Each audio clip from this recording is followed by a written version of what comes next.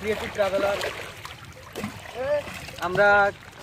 ট্রাভেলারের একজন সদস্য আসছি ঢাকা থেকে উৎমাছড়া দেখার জন্য। আসলে জায়গাটা জোস, ওপারে হচ্ছে ইন্ডিয়ার মেঘালয়, ওই পাহাড় থেকে একটা ঝর্ণা পড়েছে, সেখান থেকে এই ছড়াটার উৎপত্তি হয়েছে।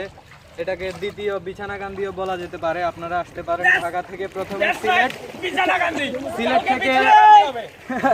সিলেট থেকে প্রথমে আসতে হবে আপনাকে আম্বরখানা বাজার, সেখান থেকে সিএনজিতে আপনাকে আসতে হবে দয়ার বাজার থেকে টুকের বাজার, তারপর আসতে হবে এই যে উৎমাছড়াতে। এভাবে আপনারা আসতে পারেন। খরচ যদি আপনারা সিএনজি যদি আপ ডাউন রিজার্ভ করেন 2500 থেকে 2600 টাকার মতো পড়বে, আর খুচরা যদি আসেন 300-400 টাকা। আচ্ছা, যাই হোক, এটা বলে আরেকজন সদস্য কিছু বলার জন্য বলছি। আসলে কি বলবো, বাসায় খুঁজে পাইতেছি না এরকম একটা জায়গা। যদি না আসেন বিশ্বাস করতে পারবেন না। অসাধারণ একটা ভিউ শহর। জীবনে কি কখনো